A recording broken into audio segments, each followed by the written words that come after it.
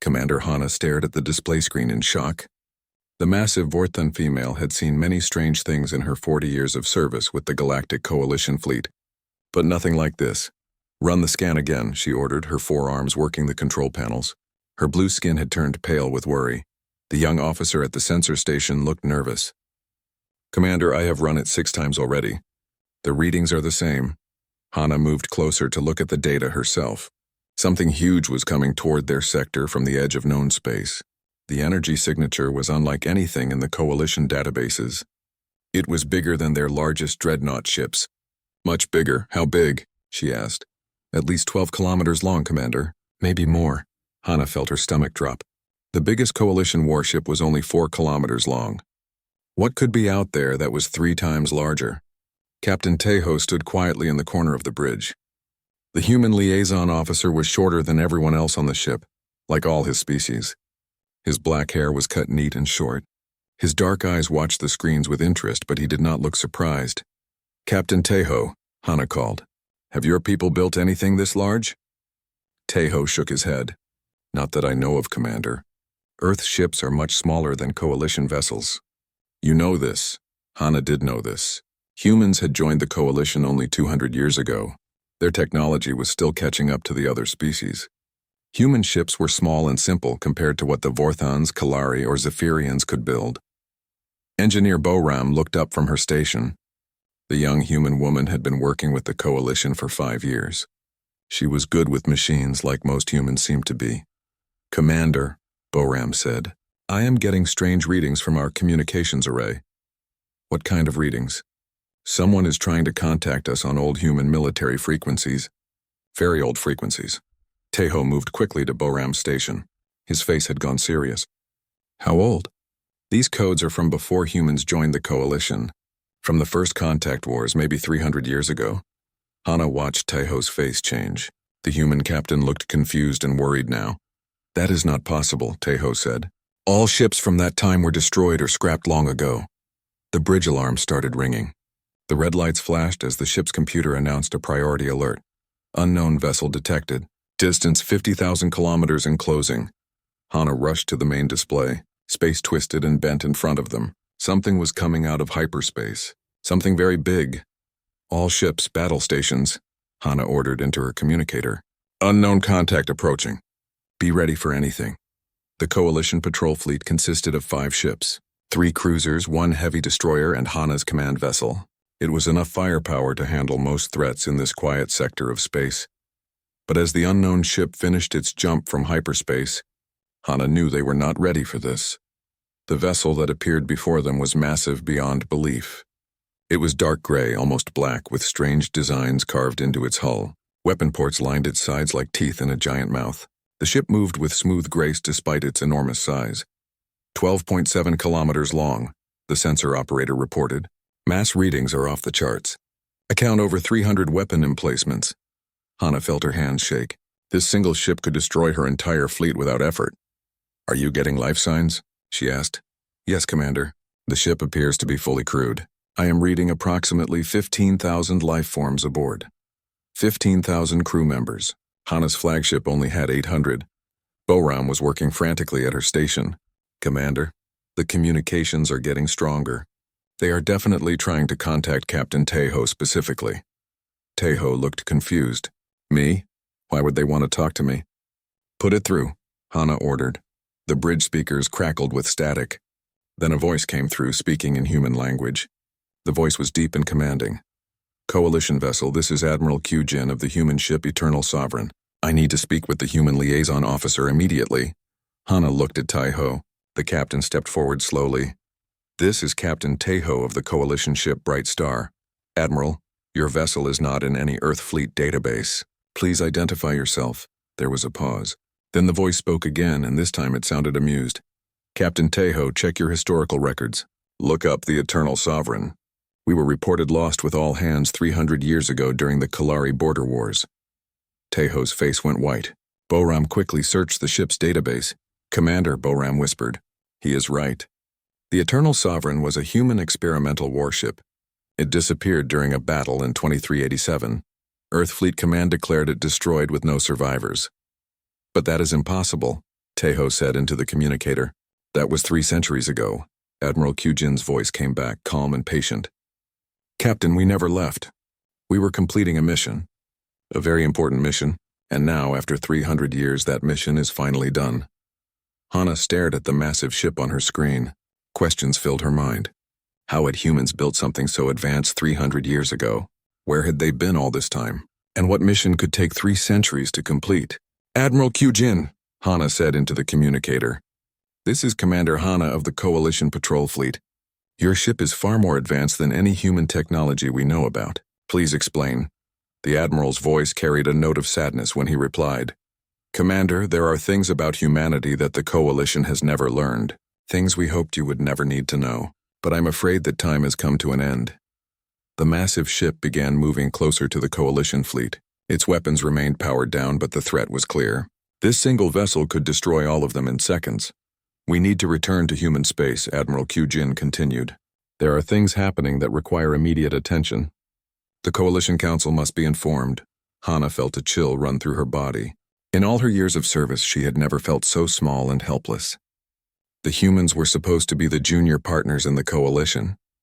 Their ships were small, their technology simple. But the ship in front of her was more advanced than anything the Coalition had ever built. And if there were more ships like this one, everything she thought she knew about humanity was wrong. Very wrong. The Coalition Council chamber was filled with angry voices. Representatives from 12 different species argued loudly about what to do with the human ship. Councillor Daun sat quietly in her chair, trying to understand what was happening. As the human representative to the Galactic Coalition, Daun thought she knew everything about her own species. She had been born on Earth and worked in the government for 30 years. But the massive ship called Eternal Sovereign was a complete mystery to her. This is unacceptable, shouted the Kalari representative. His green skin was dark with anger. Humans have been hiding military technology for centuries. We demand a full inspection of this vessel, added the Zephyrian delegate. Her wings fluttered with agitation. No species should possess weapons of this magnitude without Coalition approval. Dayan stood up slowly. Honored colleagues, I assure you that Earth's government knows nothing about this ship. We are as surprised as you are. The chamber fell silent. All eyes turned to her. Then who built it? Asked the Vorthan counselor. I do not know, Daun admitted. But I intend to find out. Captain Minho of Coalition Intelligence was already preparing his team. The tall, serious man had been investigating unusual activities for 15 years. But nothing had prepared him for this. Dr. Yanwu, I want you to lead the technical inspection, he told the Coalition's best xenotechnology expert. Take your best people. I want to know everything about that ship. Dr. Yanwu nodded. The elderly scientist had studied alien technology for decades. His long white hair and careful eyes made him look wise and patient. But inside he was excited. This could be the discovery of a lifetime. The inspection team took a shuttle to the Eternal Sovereign. As they approached the massive vessel, Dr. Yanwu felt his breath catch in his throat. The ship was even more impressive up close. Look at those hull materials, whispered one of his assistants. I have never seen anything like them. The docking bay that received them was huge. It could have held 3 Coalition cruisers with room to spare. But what amazed Dr. Yanwu most was how clean and new everything looked. This ship is supposed to be 300 years old, he said to Captain Minho. But it looks like it was built yesterday. A human officer met them at the airlock.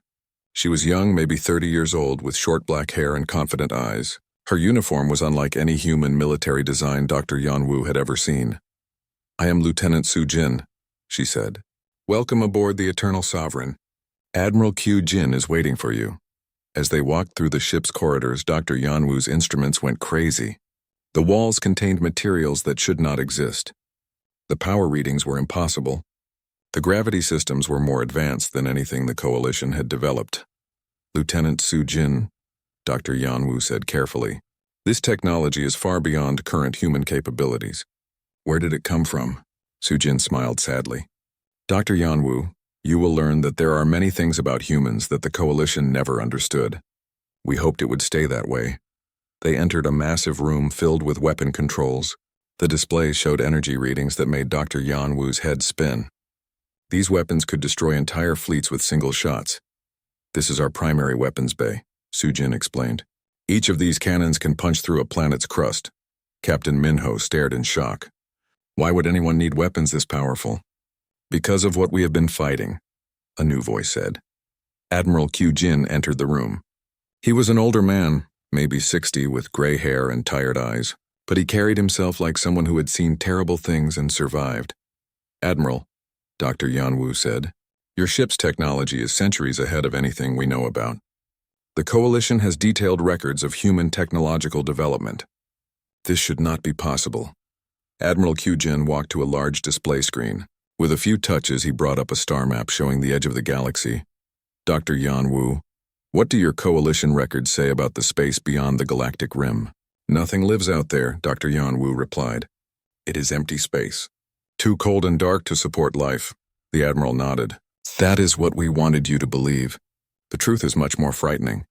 The display changed to show strange readings from deep space. Energy signatures unlike anything in Coalition databases moved in the darkness beyond known space. 300 years ago, human deep space probes found something out there, something that should not exist. We call them the Devourers. Lieutenant Sujin activated another display. It showed images that made everyone in the room step backward. Crystalline structures the size of moons drifted through empty space.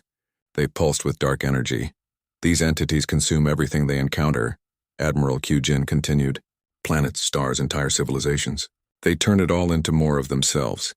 Captain Minho found his voice. Why did humans never tell the Coalition about this? Because you were not ready, the Admiral replied. Your species had just learned to travel between stars. Humanity realized we needed to handle this threat alone. Dr. Yanwu studied the images carefully. His scientific mind was trying to understand what he was seeing. How long have you been fighting these Devourers? 300 years, Admiral Q Jin said. My ship and others like it have been holding them back at the galactic edge. But now something has changed. The display showed new readings. More Devourer entities were moving toward the galaxy. Many more. They are coming in greater numbers, Lieutenant Sujin explained. Our forward positions are being overwhelmed. That is why the Eternal Sovereign has returned. Captain Minho realized what this meant. You need help. We need the Coalition to understand the truth, Admiral Q Jin said. Humanity has been protecting this galaxy for 3 centuries. But we cannot do it alone anymore. Dr. Yanwu was still studying the ship's technology. Admiral, how did humans develop such advanced systems? 300 years ago, your species was barely capable of interstellar flight. The Admiral's expression grew even more serious. Dr. Yanwu, that is another lie we had to tell. Humanity has possessed this technology for much longer than the Coalition knows. How much longer? Long enough to build what we needed to fight the Devourers. Long enough to create a fleet that could protect the galaxy while appearing weak and harmless to our new neighbors. The room fell silent as everyone realized what this meant. Humans had been pretending to be primitive for centuries. Their weak ships and simple technology were all an act. Suddenly, alarms began ringing throughout the ship. Lieutenant Sujin quickly checked her displays. Admiral, she reported urgently. Long-range sensors are detecting multiple contacts approaching from the rim. Same energy signatures as ours. Admiral Q Jin smiled for the first time since they had arrived. Ladies and gentlemen, the rest of the fleet is coming home. Dr. Yanwu felt his legs go weak. How many ships? Enough, the Admiral replied. But first we need to contact Earth. The Coalition Council must be told the truth about humanity. All of it. As more alarms sounded and the massive ship prepared for the arrival of its sister vessels, Dr. Yanwu realized that everything he thought he knew about the galaxy was wrong. Humanity was not the junior partner in the Coalition. They were its secret guardians. Deep beneath Earth's surface, in a bunker that did not appear on any official maps, General Wu Jin watched the reports coming in from Coalition space. The tall, stern man had been waiting for this day for 30 years. Now it had finally arrived. Sir, his aide reported, the Eternal Sovereign has made contact with the Coalition fleet. Admiral Q Jin is requesting permission to reveal Phase 1 protocols. General Wu Jin nodded slowly. Send the authorization codes. It is time for the truth to come out. Across the bunker, Director Hyunju was coordinating with human agents throughout Coalition space. The middle-aged woman had spent her entire career managing humanity's greatest secret. Now that secret was about to be exposed. How are the Coalition species reacting? she asked her communications officer. Panic, ma'am. Their governments are demanding answers about human technology. Counselor Dayun is requesting immediate contact with Earth Command. Director Hyunju smiled coldly. Tell her to prepare for some very surprising news. In space near the Galactic Rim, Captain Jinnah powered down her ship's stealth systems. The sleek vessel had been invisible to Coalition sensors for over 50 years. Now its true mission was finally revealed. This is Shadow Scout 7 to Earth Command, she transmitted. Beginning data dump of Coalition military positions and capabilities. All target species have been fully mapped. Her ship was one of dozens that had been secretly watching Coalition worlds for decades. Every military base, every weapon system, every government facility had been carefully studied and recorded. The Coalition species thought they were the advanced civilizations in the galaxy. They had no idea they had been living under constant human surveillance. Ambassador Dong-Su sat in his office on the Coalition capital world, preparing for the most difficult conversation of his career. As Earth's official diplomatic representative, he had spent 20 years convincing other species that humans were harmless and primitive. Soon he would have to tell them the opposite was true. His secure communicator activated. Director Hyunju's face appeared on the screen. Ambassador, Phase 2 is now active. You have authorization to begin full disclosure protocols. Dong-Su took a deep breath. Understood, Director. What about the Coalition Council? Tell them everything.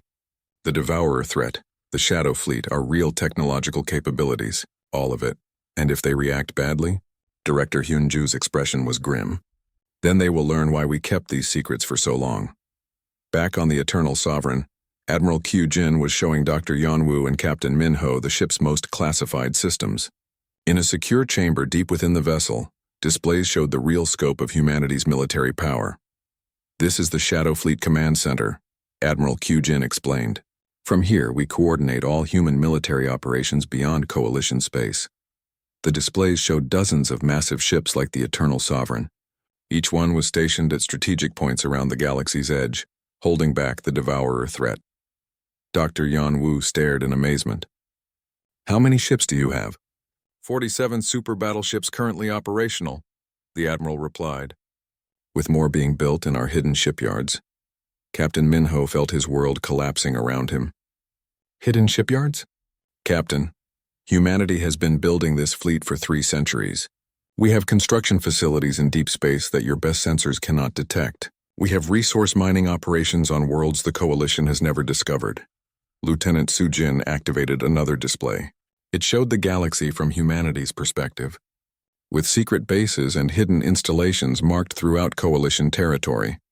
We have been watching and protecting all Coalition species for centuries, she said. Your wars, your conflicts, your territorial disputes.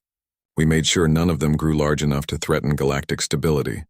Dr. Yanwu realized what this meant. The Kalari-Zephyrian border war 20 years ago. It ended suddenly when both sides agreed to peace talks. Because we made them agree, Admiral Kyujin said simply. A few destroyed weapons convoys, some sabotaged communication systems, and suddenly both sides were more interested in talking than fighting. You manipulated us, Captain Minho said angrily. We protected you, the Admiral corrected, just as we have been protecting the entire galaxy from the Devourers. The displays changed to show recent intelligence from the Galactic Rim.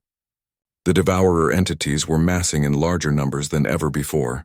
Their crystalline ships pulsed with dark energy as they prepared for a major assault. But now they are coming in force, Lieutenant Sujin reported. Our forward positions are being overwhelmed. We need the Coalition's help to stop them. Dr. Yanwu studied the tactical displays. What makes you think Coalition forces can help? If your advanced ships are struggling, what can our vessels do? Admiral Kyujin's expression grew serious. Dr. Yanwu, we are not struggling because our ships are weak. We are struggling because there are too many Devourers and too few of us. The Admiral activated a new display showing battle recordings from the Galactic Rim. Human superbattleships engaged massive crystalline entities in desperate combat. The human ships were clearly superior in technology, but they were vastly outnumbered. Each of our vessels can destroy dozens of Devourer units, Admiral Kyujin explained, but they can rebuild faster than we can destroy them. They turn consumed matter into more of themselves.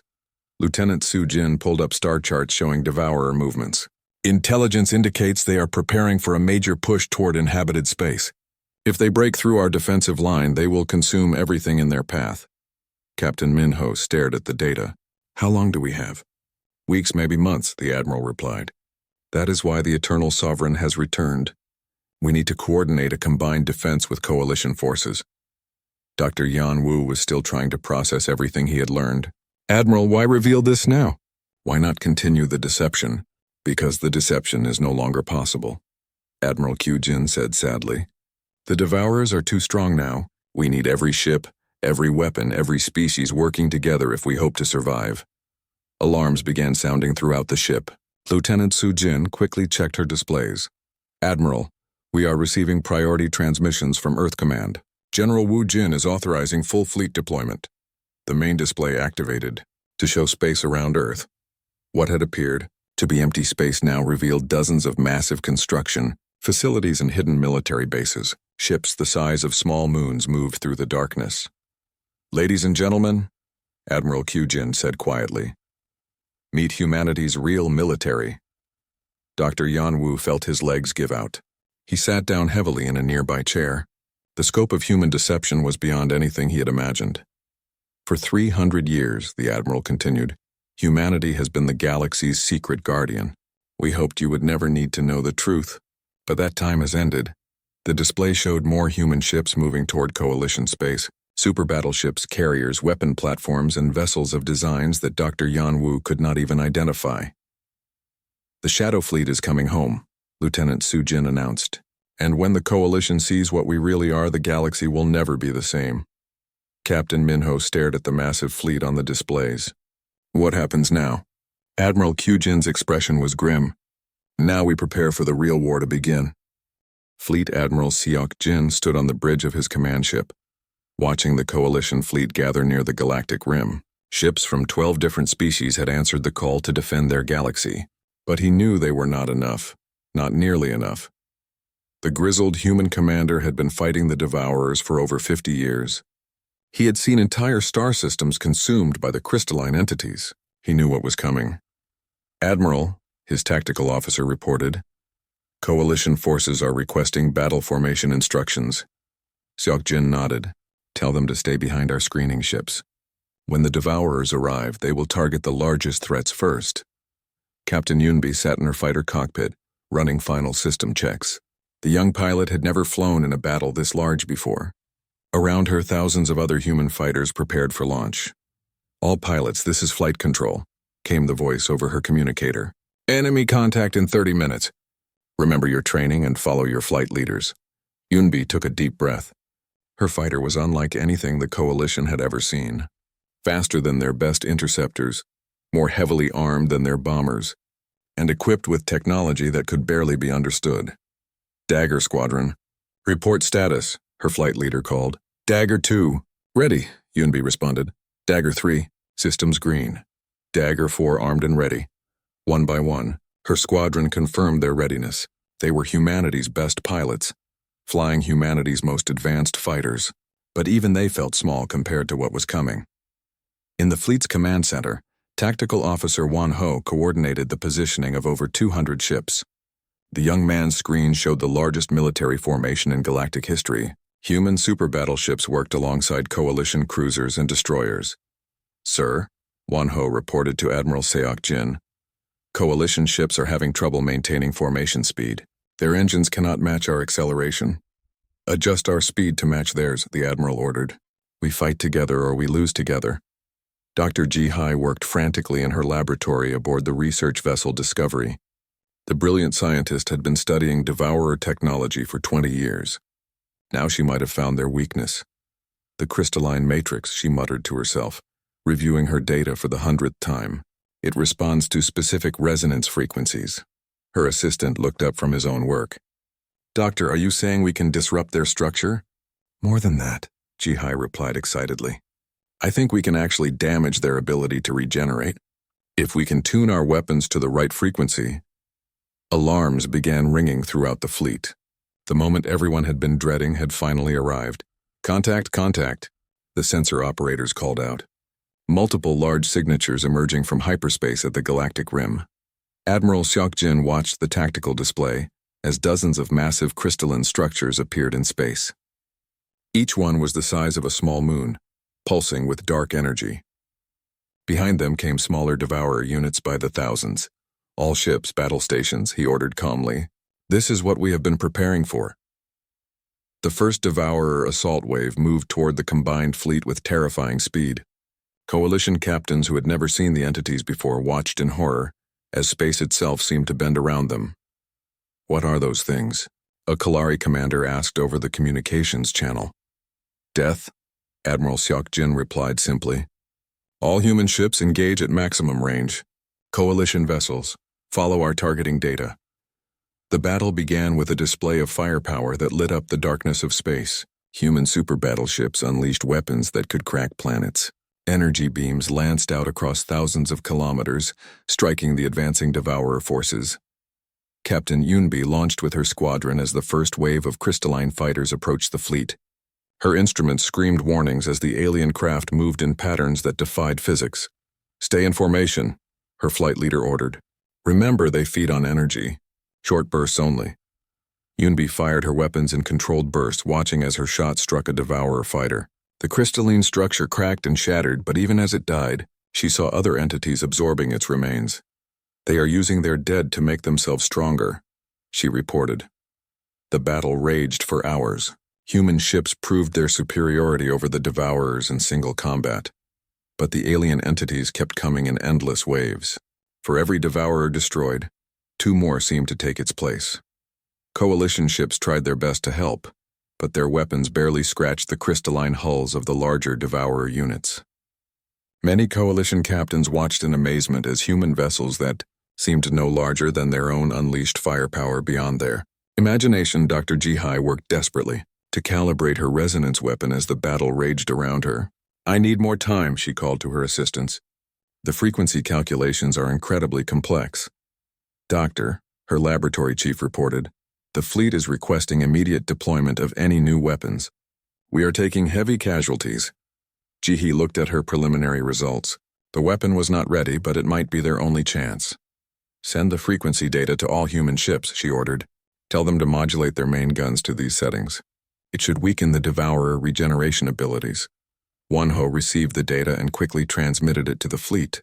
All human vessels. Adjust main weapon frequencies to match transmitted data. Dr. Jihai believes this will increase effectiveness against Devourer armor. The change was immediate. Human weapons that had been chipping away at Devourer hulls suddenly began causing massive damage. Crystalline structures that had seemed indestructible started breaking apart under the modified energy beams. It is working, Captain Yunbi reported as her squadron's weapons tore through a group of Devourer fighters. They cannot regenerate as quickly. But even with the new weapon settings, the battle was far from won. More Devourer forces kept arriving from deep space. Massive hive ships the size of asteroids emerged from hyperspace, launching thousands of smaller units. Admiral Seok Jin realized they were fighting a losing battle. For every Devourer unit destroyed, 3 more appeared to replace it. The combined fleet was slowly being overwhelmed. All ships begin fighting withdrawal to secondary positions, he ordered reluctantly. We cannot hold this line. The coalition ships that had come to help began pulling back, their hulls damaged and their crews exhausted. Many coalition captains now understood why humanity had hidden the truth about the Devourers for so long.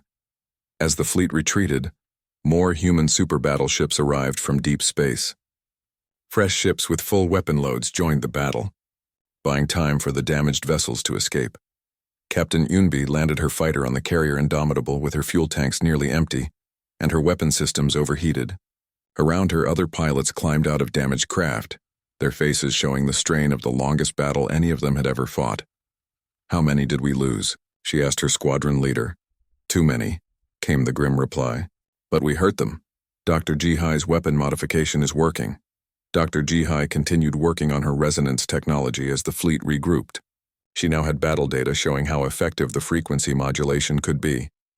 I can make it even better, she told Admiral Seok Jin during their strategy meeting. Given more time, I think I can create a weapon that will completely disrupt their hive mind connections. The Admiral nodded. How much time do you need? Days, maybe weeks.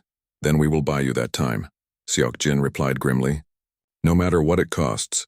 As the combined fleet prepared for the next battle, everyone knew the real war was just beginning.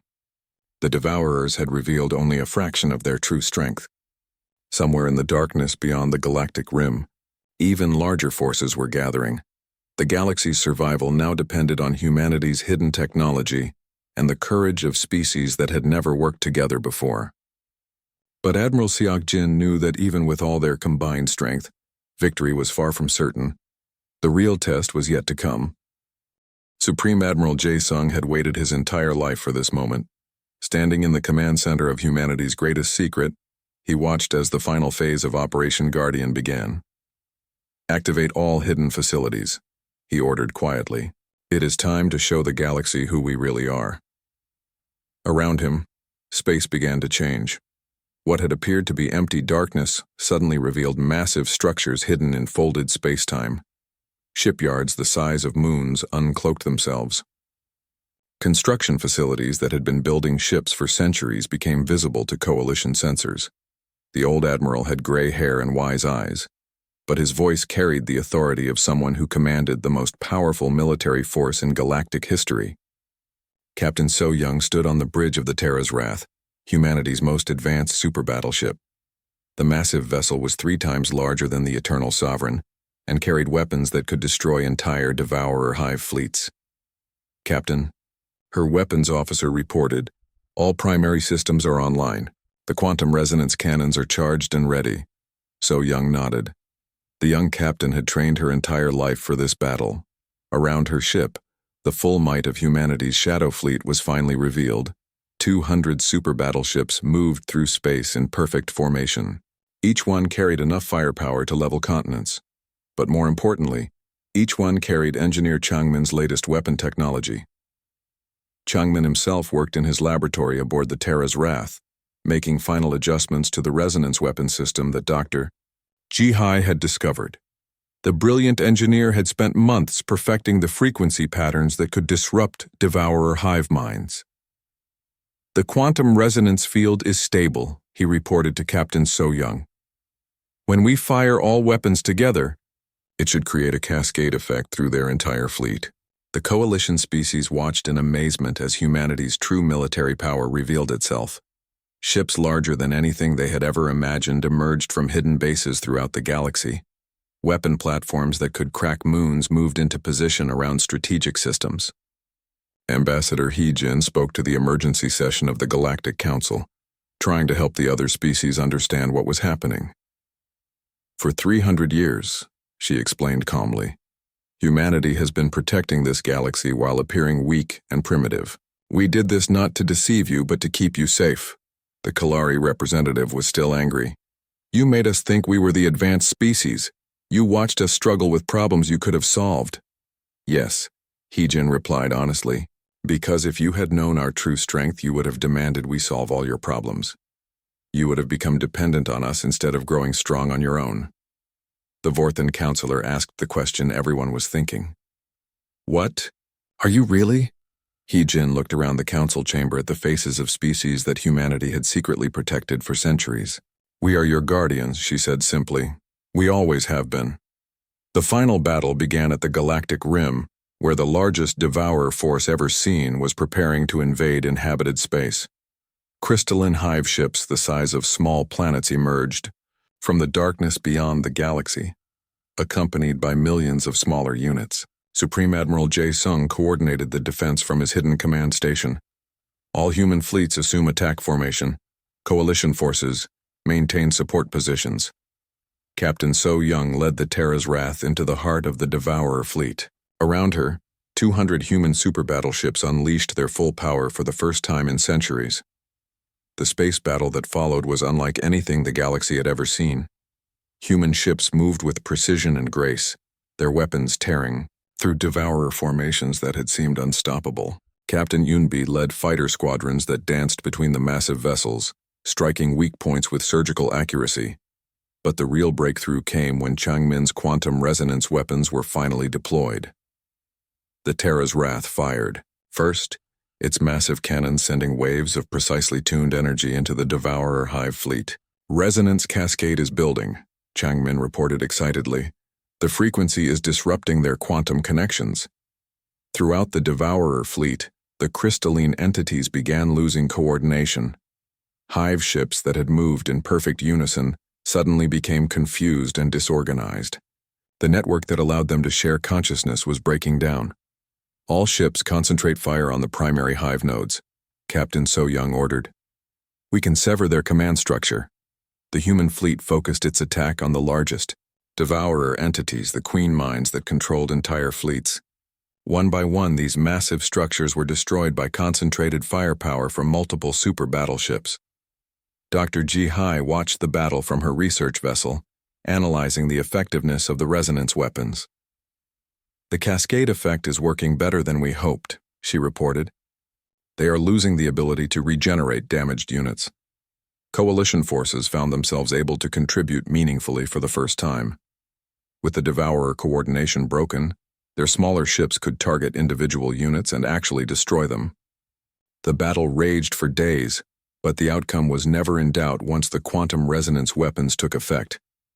The Devourer fleet, which had seemed unstoppable, began collapsing as its hive mind network failed. Supreme Admiral Jae Sung coordinated the final assault. All fleets advance to the Galactic Rim. We end this threat once and for all. The human armada pushed beyond the edge of known space, hunting down the remaining Devourer forces in the darkness between galaxies. Captain So Young led her super battleships against the largest hive structures, while Chang Min's weapons ensured that destroyed Devourers could not regenerate. The final moment came when human forces located the Devourer Queen Mind, a crystalline structure larger than most stars. It was the central consciousness that had controlled the entire species for millions of years. Terra's wrath, you are authorized to use maximum firepower, Supreme Admiral Jae Sung ordered. End this. Captain So Young fired every weapon her ship possessed. The quantum resonance cannons, the antimatter torpedoes, the gravitational disruptors, all of them struck the Queen Mind simultaneously. The death scream of the Devourer Queen Mind echoed across space-time itself. As it died, every remaining Devourer entity in the galaxy simply stopped functioning. The threat that had haunted the Galactic Rim for millions of years was finally ended. In the aftermath of the battle, the galaxy was forever changed. The Coalition. Species had seen humanity's true nature, and could never again think of them as the junior partners in galactic civilization. Ambassador He Jin worked to establish new relationships between the species. We propose a true alliance, she told the reformed Galactic Council. Humanity will openly serve as the galaxy's protectors, while each species contributes their unique knowledge and abilities. The Kalari representative, his anger now replaced by respect, asked, "What do you need from us?" "Your sciences, your cultures, your perspectives," He Jin replied. "Humanity may have the strongest military, but we cannot build a great civilization alone. We need all of you." Captain So Young was promoted to admiral and given command of the new Galactic Defense Fleet. Her first mission was to establish monitoring stations beyond the Galactic Rim, ensuring that no new threats could approach undetected. Engineer Chang Min continued developing new technologies, now working openly with scientists from all Coalition species. The combination of human advanced science and alien innovation promised breakthroughs that would benefit everyone.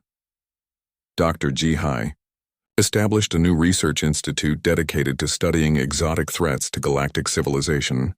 Her quantum resonance discoveries became the foundation for defensive technologies that protected all inhabited worlds. Supreme Admiral Jae Sung retired from active duty, but remained as an advisor to the new Galactic Defense Council. The old warrior had finally seen his life's mission accomplished. The galaxy was safe. Years later, when children of all species learned about the Devourer War, they were taught about the day humanity revealed its true nature. They learned how a species that appeared weak and primitive had actually been the galaxy's secret guardians for centuries. But most importantly, they learned that sometimes the greatest strength comes from protecting others without seeking credit or recognition. Humanity had saved the galaxy not for glory or power, but because it was the right thing to do. The galaxy entered a new age of cooperation and shared defense. Different species worked together as never before, united by their common experience of surviving an existential threat. And at the edge of known space, human ships continued their eternal watch, ready to face whatever dangers might emerge from the darkness between the stars. The guardians of the galaxy would never again need to hide their true nature. They were humanity and they were proud.